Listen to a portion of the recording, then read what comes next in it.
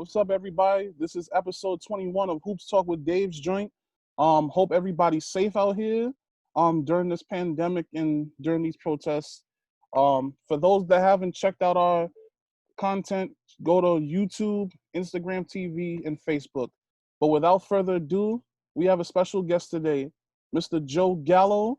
He's the head coach of Merrimack College. Coach Gallo, thank you for coming on to talk to me and sharing your testimonial. Dave, thanks so much for having me. It's been a while. I think last time we saw each other, I believe you were at our UConn exhibition game a Yes, few it years was. back. So you kind of saw this team develop from 2 years ago. Most of the same guys were on that roster this year. So it's kind of cool to reunite, 2.5 years later. Absolutely.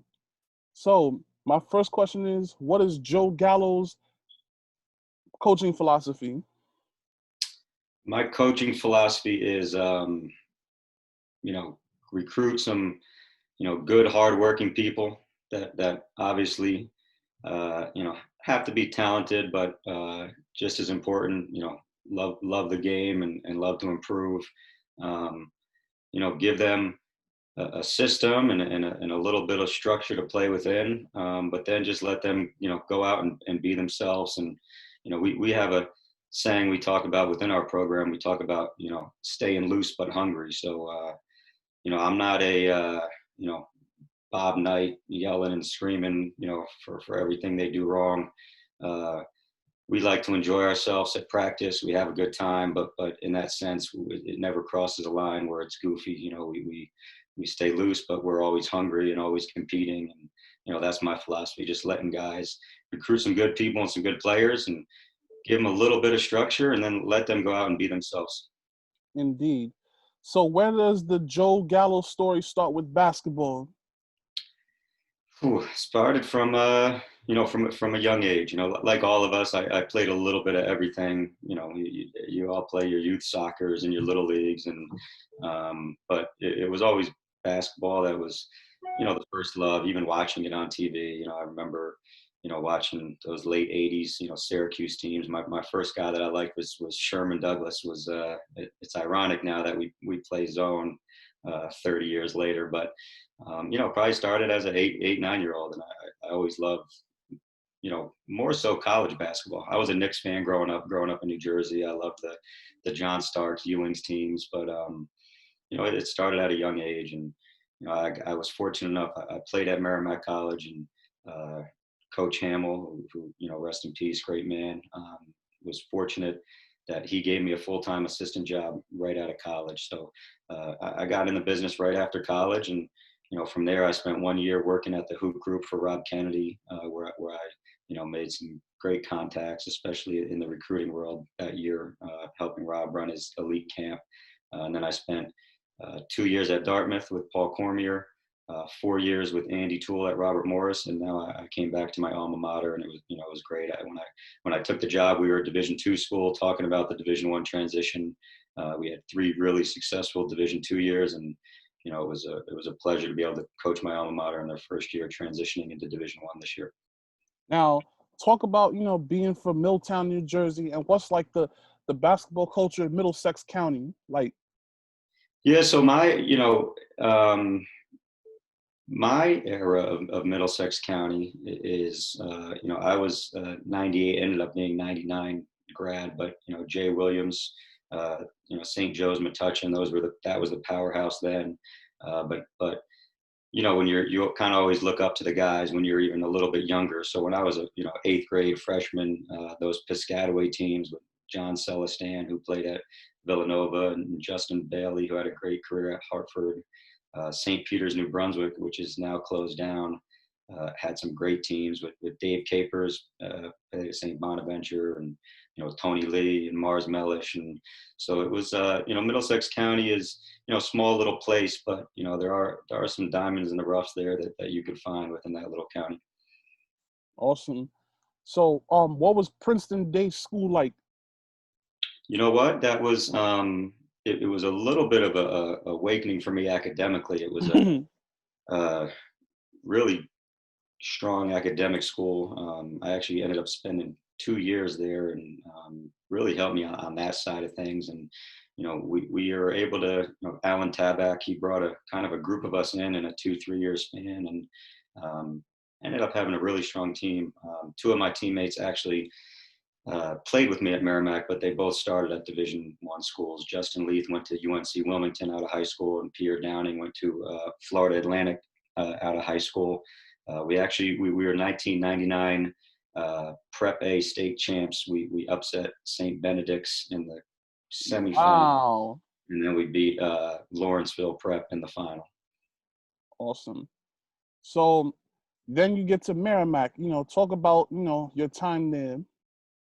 You know what? I was not I was a role player. Did not play a whole lot. I love to play. I love to compete. I love showing up to practice every day and trying to do what I could to help the team. But those are the years I really kind of dawned on me that I wanted to coach. I was a business management major, and like most 20, 21, 22-year-olds, I had no idea really what I wanted to do. And I ended up getting hurt my last year of college, and Coach Hamill was great. He said, "Why don't you sit up front of the bench with us and almost kind of be student assistant like." And you got to learn it a little bit more from, you went from rapping with your peers in the locker room to actually sitting up close to where the coaches are and almost seeing the game through a little bit different lens. So as soon as I graduated, I knew I wanted to coach.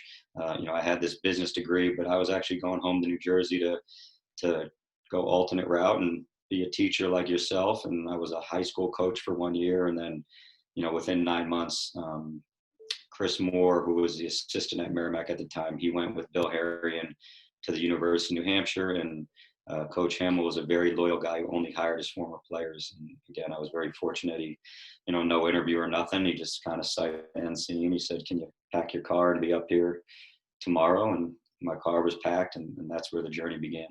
Wow, like no interview or anything. He just said, "Just get here." Just get here. Wow. So, and I try to tell my guys, stuff like that all the time is, sometimes your interview isn't really your interview, right? You're kind of always interviewing, and we talk about your own personal brand. And I'm the same way. I mean, Phil Gaetano, who I hired, who's been great for me, one of my assistant coaches, is, he played at Sacred Heart around when you were kind of doing your St. Francis Brooklyn stuff. And I just had a good feeling about Phil, and I interacted with him. I remember him as a player, and we came up, he came up, we had lunch, and I hired him. So I think that's a kind of a good lesson.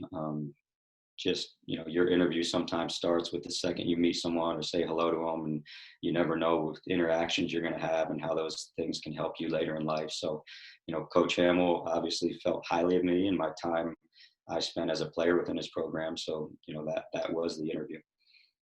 To all my student athletes watching this, just remember what Coach Gallo said. Your interview is never always a formal interview. It could be something completely different. But yeah, so talk about your assistantship at Merrimack. The first 4 years. You know what? It was the greatest part about that was, Coach Hamill was an old school guy and a terrific coach. And he was at the point, later in his career where he wouldn't spend as much time out on the road recruiting. And Division II, it's great. Sometimes guys will ask, there's sometimes guys in administrative roles or managers at the high major level, and they kind of ask what's the best way to learn or to really break in. And my experience as a Division II assistant, you have to do everything. So you're the ops guy, you're the assistant, you're doing scouts, you're arranging team meals, you're checking on study halls. But I really learned how to recruit, kind of trial and error. And Bert, he trusted me to just go out, and I'd come back with some film, or if I really liked a kid, then I'd bring him to a game. But I kind of just learned on my own for 3-4 years with Coach, just going out and finding players. I think I got a little bit lucky in my first year. We got a kid by the name of Darren Duncan, New York City kid, you may know. He was a backup, similar to kind of some of the guys I have now. He backed up, Irving Walker and was the other guard, Malik. who went to St. John's. Yeah, Malik Booth.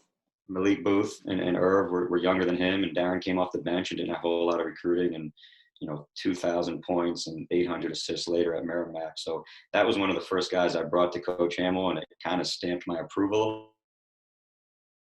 And finding some guys after that, but to be honest with you, I don't even know if I totally knew what I was doing when I got Darren. Sometimes luck works on your side a little bit. Absolutely. So then you move on to Dartmouth. Yep. What was the Ivy League experience like? It's different, especially on the recruiting side.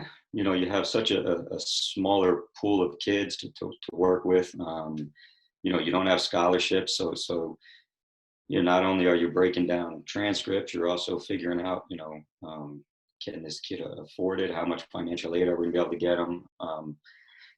The one thing when you spend time on an Ivy League campus is you're just around so many talented people in all aspects of life. And we used to say that, to our guys, like, there's thousands of people with perfect SAT scores that get turned away from Ivy League schools. It's what else do you do? And we used to not always have our guys room together, and it was like, your roommate might be the best pianist in the world, or there's just all types of talented people. So you kind of just feel that when you're walking around an Ivy League campus. Everywhere you look, there's a lot of talent around you. And from a basketball standpoint, right around that time, that league has taken off. I mean, they are as you see with the Yales and Harvards and Princetons, and we played Brown this year, and they were a heck of a team. It's a true mid-major league, and I learned a lot from Coach Cormier. He great offensive mind. Spent a lot of years in the NBA, and some of the stuff we run now are stuff that I took from him. So and to be honest, that was another. I recruited Paul's son at Merrimack. And we ended up not taking him, but I got to meet Coach Cormier just through recruiting his son. And then, one of my best friends, Jeff Rafferty, who's an assistant at NJIT, Paul Cormier is actually his uncle and godfather. So when Paul got the Dartmouth job, he called Jeff and just said, "Hey, I need a young guy that's going to, work and help me get some players and hustle for me." And Jeff brought my name up, and Paul had remembered me from recruiting his son and how we handled the recruitment, even though we ended up, not taking him. And there was another example of that was not an interview either. That was Paul remembering me and, coming from a recommendation of his godson and one of my best friends. So I was fortunate again there to be able to just kind of accept a phone call, have a 10-minute conversation, and accept the job at Dartmouth. Then after 2 years on the Ivy League front, yep, you went on to Robert Morris. And in your first season, you guys had some good wins. Yep. I see you guys only lost to Xavier by 2. Mm-hmm. You only lost to Arkansas by 5. You guys were a pretty tough team. However, you guys didn't make the NCAA tournament. But you guys had one significant win that season, Kentucky. Like, pretty big. Talk about, that game, that season, and, how crazy was it, to actually beat off a behemoth, a giant like Kentucky at home? Yeah, it was wild. And the whole couple days leading up to it was just as wild. And I remember sitting in my apartment in Pittsburgh and Andy Toole calling me and saying, something's going on here. I just got a call from ESPN, and they want me to be the first guest on the NIT selection show. I think it was on ESPN2 at the time. And, why would they want to talk to me of all people? And we kind of predicted it. We started putting the pieces together because I believe Rupp was being used for the NCAA tournament. So Kentucky was not going to be able to play at home. John Calipari grew up in Moon, where Robert Morris is, and his grandmother or mother, I believe his grandmother, worked in the cafeteria. So there were some things there that kind of smelled like it was going to be Kentucky's coming to Robert Morris, and that's exactly what it is. They had Coach Cal on the call first, and he said, "We're going to be traveling. We're going to be the 1 seed, but we're going to be traveling to the 8 seed back to my home." And Andy was next on the call, and he was funny. He compared it to like Rocky.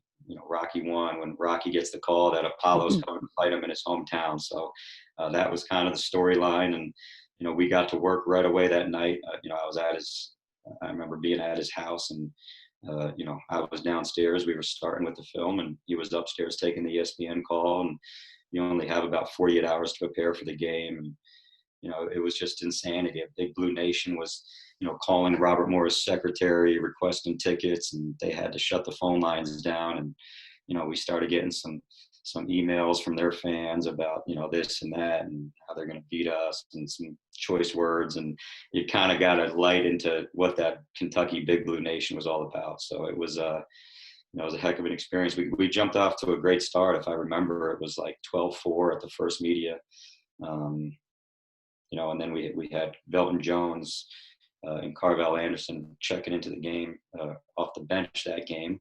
At around the 16-minute mark, we came in with even some more reinforcement. So, it was a great game. We controlled the whole game. It would have been a shame if Wilshire made that 3 at the end. We were up 2 and kind of botched a switch late there, and he back rimmed a pretty deep 3, and the place just went bananas and stormed the court. And one of those things where, as disappointed as we were not to make the NCAA tournament, it was that'll go down as probably the biggest win in school history there. The following year, you guys played St. John's and beat them. Yeah. Like, how good was it to beat a team in the Big East? That team was. I'd probably say that St. John's team was probably more talented than that Kentucky team, to be honest with you. That was a heck of a team, and they just kind of caught us on the wrong night. I mean, Carvel Anderson, I don't know if you got the box right there, but I think he had 38. It was, I think that game was 22-2 out of the gates, and we made 16, 17 threes, and we just kind of jumped on from the start. And that game in particular was not really ever a game. I think we led by 20 early, and I don't even know if it ever got under 10 or 12 for the rest of the game. So that was a totally different game. It was, one of those nights you have. Sometimes you have a night like that on both sides where nothing's going right. Other times you have games like that where almost nothing could go wrong, and our guys were locked in. And again, Carvel was a guy that, he was upset that as a senior he wasn't going to be able to play in the NCAA tournament, and he kind of showed the world, just how good he was. To me, he was legitimately as good as any guard in the country that year. That's awesome. And then the big year, 2015, you guys beat St. Francis to make the NCAA tournament.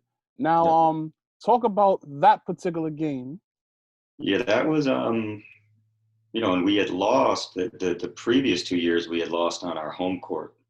We lost to Mount back-to-back years, and that game, St. Francis had a really veteran team with Jalen Cannon and Brent Jones, and we had, I think, 2 really tough games during the year with them, and that was a typical Robert Morris St. Francis Brooklyn slugfest. And thank God we were able to make enough plays down the stretch there to pull it off. But that was a great atmosphere. As it's the fans are right on top of you, and both teams were ready to play. And it was that team was a little different for us. We had some new guys.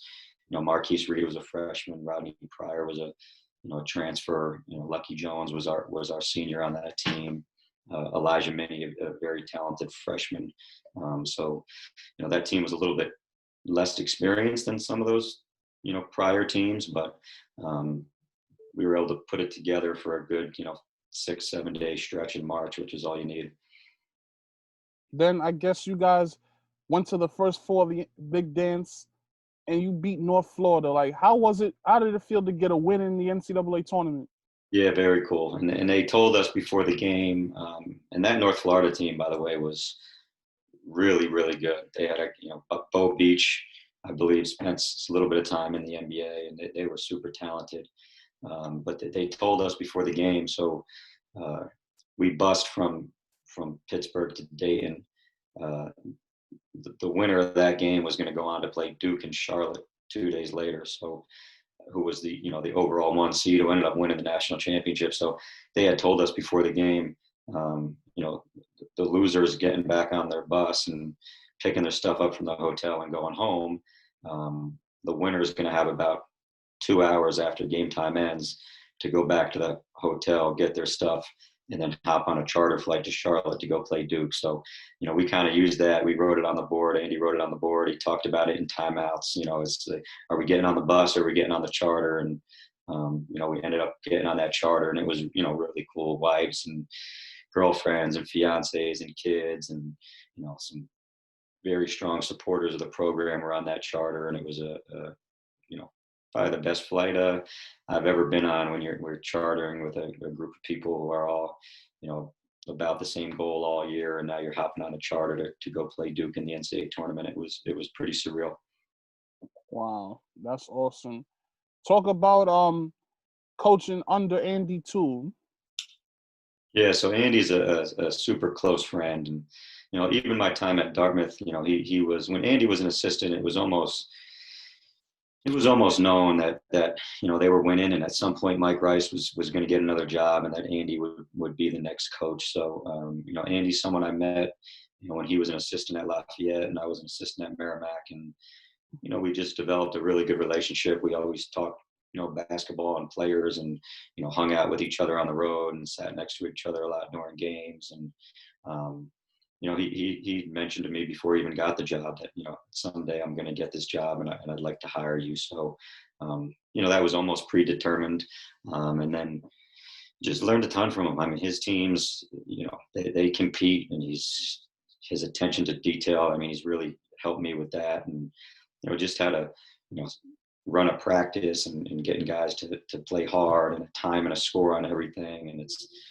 not necessarily what you run, but how you run it. And, I tell people the story all the time of, there was a day we might've been doing shell drill, and, I might've, let a guy get away with not getting to the center line a couple plays in a row, or not jumping the gap. And, he came over to me and said, look, everybody in the country is doing shell drill today.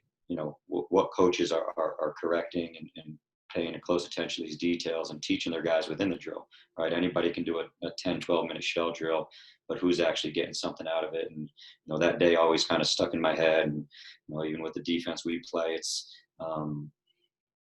we play zone and Robert Morris plays man, but I guarantee that the detail that's put into what we do and the breakdown drills are kind of carbon copied and mirrored off of, things I learned from Andy and how he broke down his defense, and from small groups to bringing the whole together. And, I've learned a lot of how we operate is what I've learned from Andy. So after 4 years at Robert Morris, you went back to your alma mater and got the head coaching job. One, were you excited? And two, were you nervous? Yeah, probably a mixed bag of both. I was really excited. I was never one of these guys that was worried about the next job, to be honest with you. I'm not spending time at Hoop Dirt and figuring out what jobs are open and what am I going to do this spring. I always just tried to do a good job where I was at, and, you hope then that your time comes. And, when the Merrimack job opened, an assistant AD who was the SID, who, also guys listening, you never know who's going to be able to help you at some point. This guy was a young SID when I was a young assistant coach. And then, when their head coaching job opens 10, 12 years later, well, this is the guy that's kind of, appoint me in on the search committee, who we got in touch with each other. So I was super excited. I wasn't, worried about what level. I thought I was ready to be a head coach, and, to be at your alma mater is always special. And then, the Northeast 10 is one of the best Division II leagues in the country with 10 full scholarships. So it's not far off, as people saw this year. It's not far off from the players you're recruiting when you are at a Division I. So, yeah, and I was, of course, you're going to be nervous. It was kind of an interesting time because I got the job in May or June, late May, early June. In Division II, you can't work with your guys. So I didn't even see my guys. I interviewed.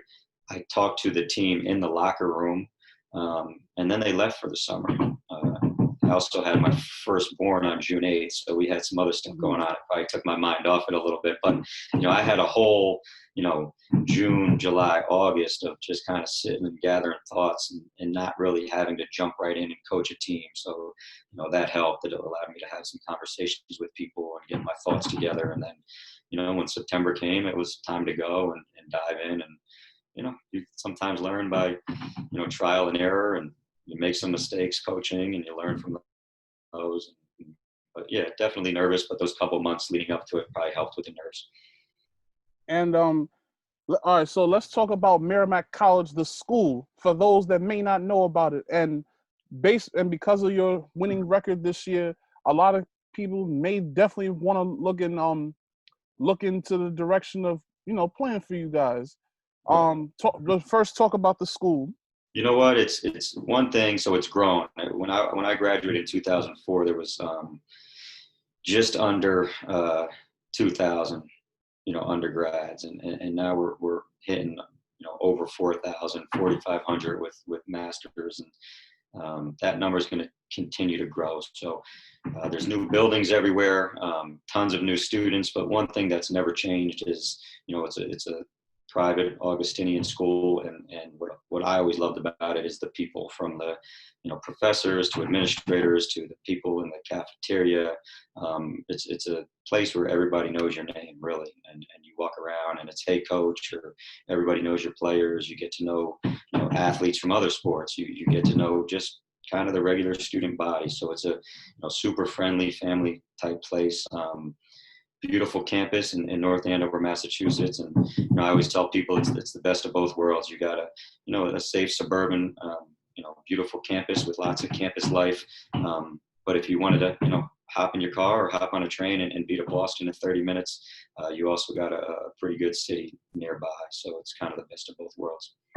Oh, so Boston's not too far from you guys. Yeah, we're North Andover, Massachusetts. We are about 25 miles north of Boston. Is there like any transportation that'll get you from Boston to North Andover?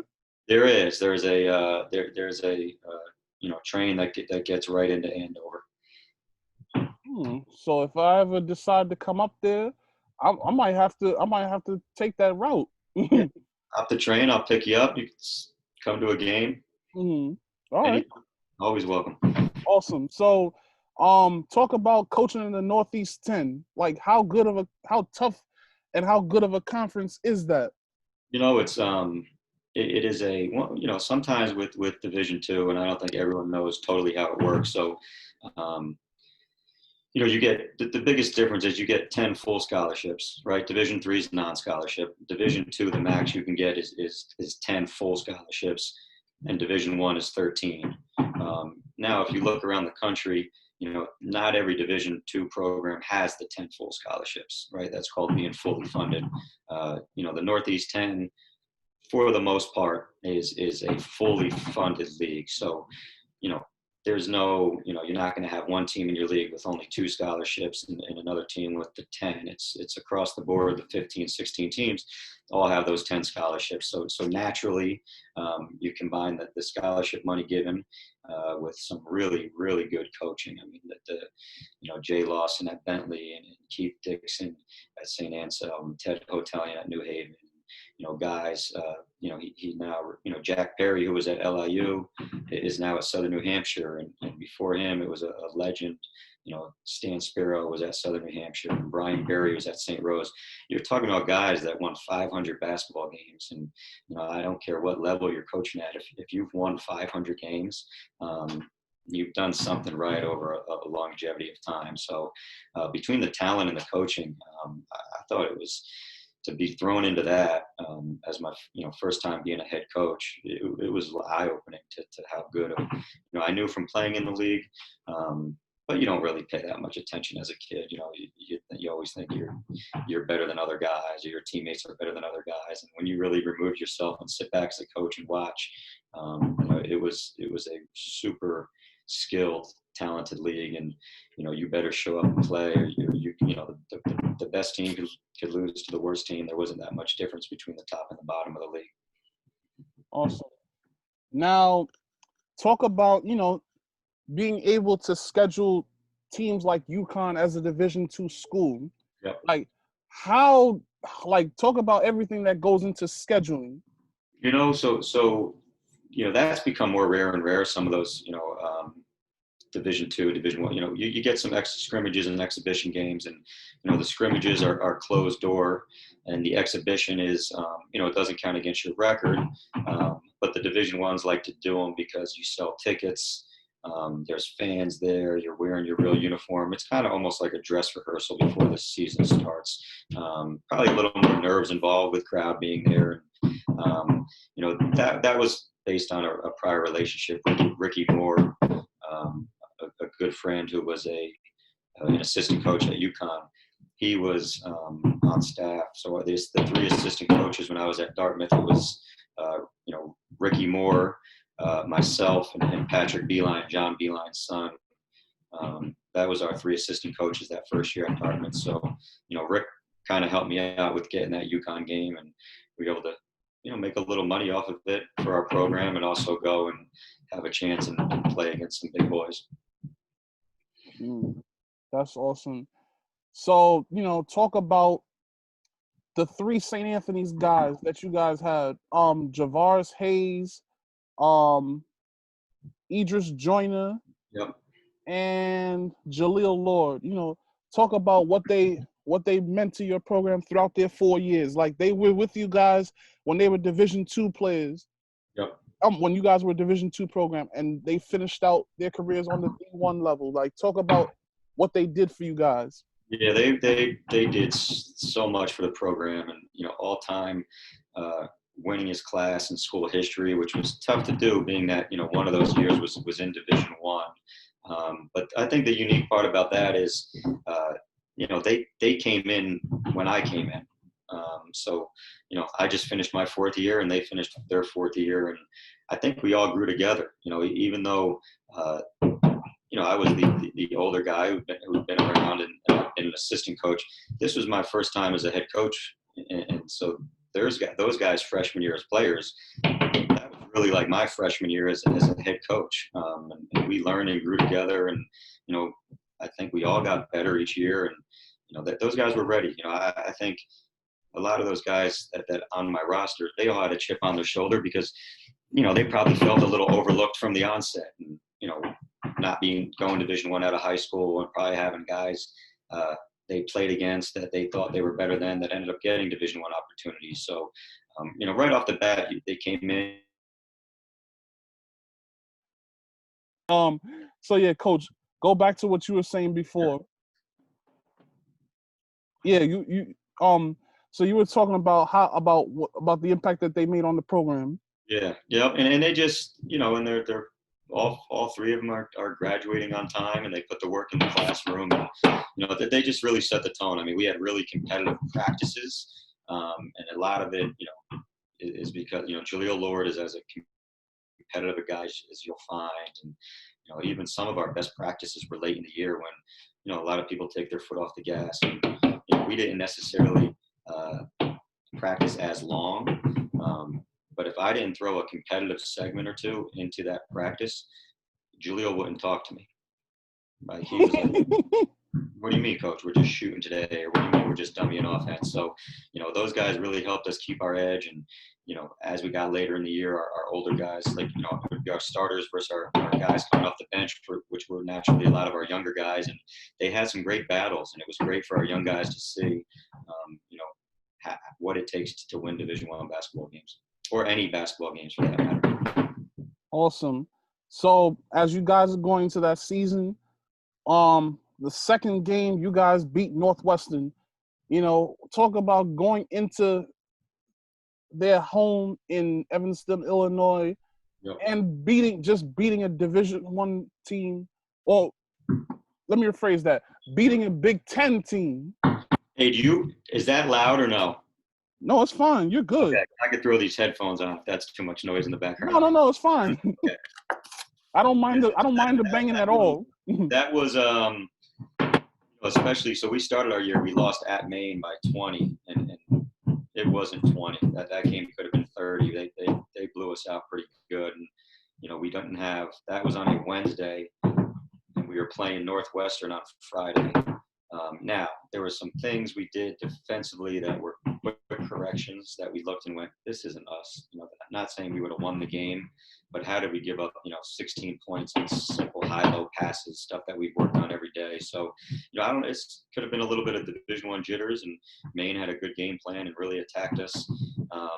But all we did on Thursday was watch some film and go out and walk through some defensive stuff. And, we hopped on a plane and headed out to Northwestern. So, we were coming off that loss and very competitive older group of guys that weren't happy. And I tell people all the time, my guys, they don't even know the difference in who they're playing. They just kind of worry about who's next. And, that could have been Bentley, that could have been Northwestern or Stonehill or Robert Morris. And they were really just worried about kind of redeeming themselves with who's next on our schedule. So, yeah, it was great. I think, Northwestern got out to 6-8-2 lead or something like that. And it was almost like, oh man, here we go again. And then we settled in a little bit and we got some stops, and we really executed well that game on offense.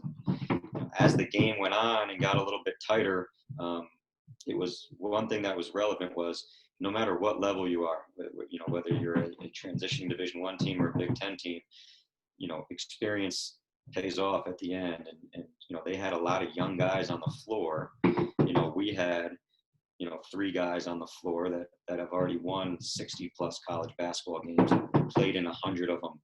So when it got down to, 6 minutes to go, when you got to get a stop or execute a play out of a timeout or make a free throw, those Big Ten jitters wore off probably after the first 4 minutes of the game. By that time we were settled in, and now it was, we kind of had that upper hand of, we've been here, we've made these free throws, we've got these stops, we've executed out of timeouts.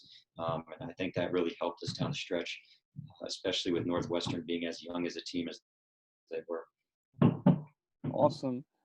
So then also talk about the Army game. Yep.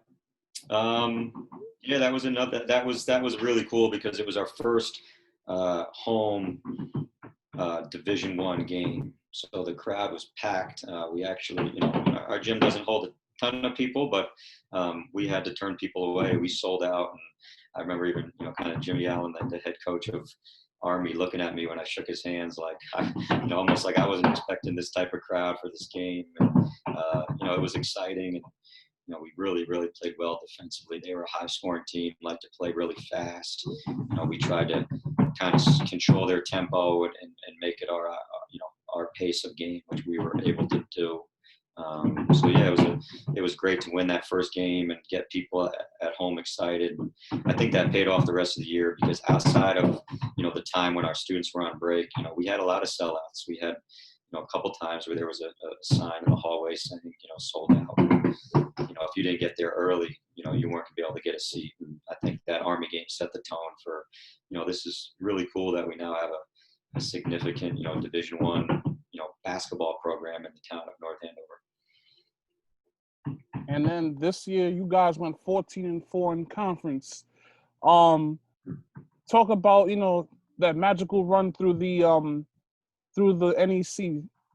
Yeah, I think we built some confidence. We always just talked about like worrying about us and being the best trained team at what we do, and not really care too much about what other teams do. And we started that in the summer, and then in the fall workouts, and in the preseason, and winning some games early. Especially for a coach, it's huge because then I was fortunate to have a group of older guys who believed in what we do and has seen that it's worked in the past. But you're young guys, you don't want them thinking, oh man, we put in all this work and this is what we do and we're working on this every day. And now we lose our first game of the year by 22 points. So the Northwestern win was huge. The Army win was huge. We lost by 2 to Boston University in a great game, and they ended up winning the Patriot League. We beat UMass Lowell on the road. We beat Hartford on the road, who ended up playing in the America East Final. We beat a good Jacksonville team. So we had some good non-conference wins. And try to tell our guys, like, this is, some of these wins, this is similar to teams we're going to play in league. To our guys, it was, a little bit of the unknown all year. It wasn't like you're playing a team you've played over the last 3 years. We started off conference play with a really good win at Sacred Heart, who ended up, finishing in the top 4 in the league. And again, that just kind of built on confidence, And from there, we just rolled with it. Robert Morris beat us pretty good at home. It kind of woke us up a little bit. I think they brought that game for a 4 or 5 minute stretch in the second half. They brought a level of intensity that our guys almost weren't quite used to just yet for a conference battle against, at that time, probably the best team in the league. So, that woke us up a little bit, that you can't fall asleep for 2-3 minutes or you might get punched and knocked out and the game is over. And that's what Robert Morris did to us at home. And I think that really kind of set us straight for the rest of the year. We ended up, I think we went like 32, 33 calendar days without a league loss, winning 9 in a row. We put ourselves in a really good position, up 2 games with 4 games to go, to be the regular season champs. And we were able to close it out down the stretch. Amazing. So how tough is it to have to go through that transitional rule? Like how many years will it be until you guys can finally play in the NCAA tournament? So it's 4 years. Now the NCAA has had some talk of lowering that. I'm not exactly sure where that's at right now, but we're hoping that gets cut off a year. So, we're 1 year down, and, it only becomes tough, when it becomes tough in those last couple of days of March. Our guys, and I always tell people, if you have guys who aren't going to, play hard and compete because they're worried about a 2-3 day stretch in March that they're not able to play in, then you probably don't want those guys on your roster anyway. So, we take it game by game. We're trying to win regular season championships. We're trying to, go to CBI or CIT or other postseasons. So, there's plenty to play for. When the time comes, are we going to be ecstatic to have a chance to try and represent Merrimack College in the NCAA tournament? Of course, but we just try to focus on the positive, right? Even in recruiting, we ask guys all the time, what's important to you? And they'll say, academics, campus life, style of play, my relationship with the coaching staff and the head coach, the way the players get along. And, so we'll have guys up on visits and we'll check all those boxes. And then we'll say before it's the decision time, okay, so you want a relationship with the head coach? Well, here you go. You got one, right? You love our style of play. You love our academics. You love our campus, right? We're 20 miles from Boston. So there's all these great things. So now you're going to go make a decision. Are you going to not come here based off something that might not even happen at one of these other schools recruiting you anyway? Right. And that's kind of always our sell. And, a lot of times schools we're recruiting against are 1 bid leagues anyway. So you're talking about a school that might only have a 8% chance or so, if you do the math, of actually going to an NCAA tournament anyway. So we try to harp on the positive. We're fully transparent. We tell them about the rule, and we kind of tell them in the first or second conversation, and then we remind them towards the end when it's decision time. And, most people respect how honest we are, and respect everything else we're bringing to the table. That hasn't been a roadblock for us yet so far. That's deep, man. I mean, you definitely got to be transparent with with the players, because a lot of these kids and parents are told things nowadays by a lot of schools, and when things don't work out, the blame game gets tossed around. So it's always good to be transparent with students and their parents. Yeah, but sure. Yeah, so talk about COVID-19, the pandemic, and what's the messages that you're delivering to your players at this time? You know what? It's early on, we did not even talk about basketball. It was, it was a time for us where, like you're doing right now. Before we started this call, you're talking about the remote learning, and that's a little scary. You got guys going home and going back home to all different places, and you don't have the watch on them or the study halls or ways where they can just walk across. You're struggling in a class. Hey, Merrimack's the type of place that you can go and set up an office hour right with your professor themselves. So some of those things that were really a big help to our guys academically, those things were gone. So our biggest thing, my assistant coaches did a great job with our guys. We ended up over a 3.0 for the semester, our highest semester we've had since I've been here. So even right now, we're probably just going to start getting into the basketball side of things in the next week or two here. You know, we usually do meetings in the spring, you know, before guys go home for a little bit. You know, we'll put some summer workout stuff together for them. I heard Doc Rivers had a great quote. You know, he talked to his team about winning the weight, you know, who's going to win the weight and who's going to sit around and just wait. And, you know, that's the message now that's moving forward with our guys is you got to win the weight. And you're not going to have someone pushing you to get in the gym all the time, and which we all need, right? Kobe Bryant and Michael Jordan, probably the two most driven players ever to play. Well, they also needed Tim Grover to push them, right? So if those guys needed someone to push them, you think our guys probably need a little kick sometimes to go and put the work in. So, you know, they're not going to have us leaning on them. They're going to have to, you know, be out there on their own. And, you know, that's why we try to recruit that, guys that love the game and guys that want to play. You know, I had a father of mine, you know, Mikey Watkins' dad, a few weeks back. He's sneaking through the window without Mikey knowing, sending me video of Mikey with, you know, 2 balls in the backyard and sweating with his headphones on and, you know, working out himself. And, you know, I think we have a group of guys like that who will win the weight. You know, when the time is right for us to come back to campus, whenever that is, you know, I'm pretty positive I'll have a group of guys that'll be ready to get back to work. Now, as far as you know, your coaching career, I love to ask coaches and everybody I interview this question. If you could go back into a time machine to 2004, what would you tell yourself at 25, being a young assistant?